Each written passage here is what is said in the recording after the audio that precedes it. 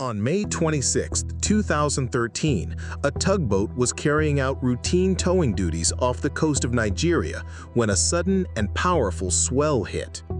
Within moments, the vessel flipped and vanished beneath the waves, coming to rest upside down nearly 100 feet below the surface.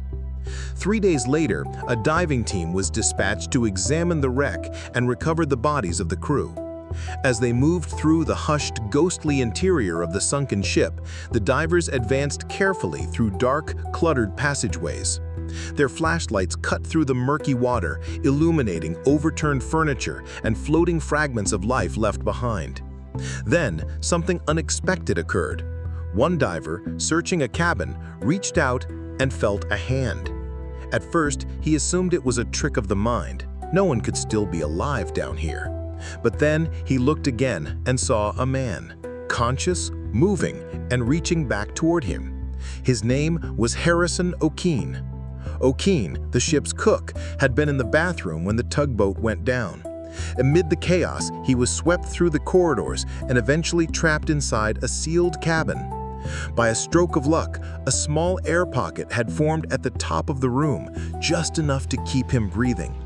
For nearly 60 hours, he clung to life, alone in pitch darkness, floating in cold water, surviving on a single can of soda, sheer willpower, and the grace of that tiny bubble of air.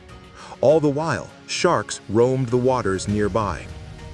When the divers finally discovered him, Okene was weak, dehydrated, and in shock, but alive.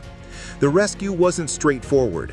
Bringing someone up from such a depth after that long required delicate timing and medical care. He spent 2 more days in a decompression chamber to prevent the lethal effects of resurfacing too quickly. Against all odds, Okene's vitals were strong. He had made it through one of the most extraordinary underwater survival stories ever recorded. Every other crew member had died. He was the only one who made it. Years later, Okene would look back on those long hours in darkness and reflect on how they shaped his understanding of faith, fear, and human endurance.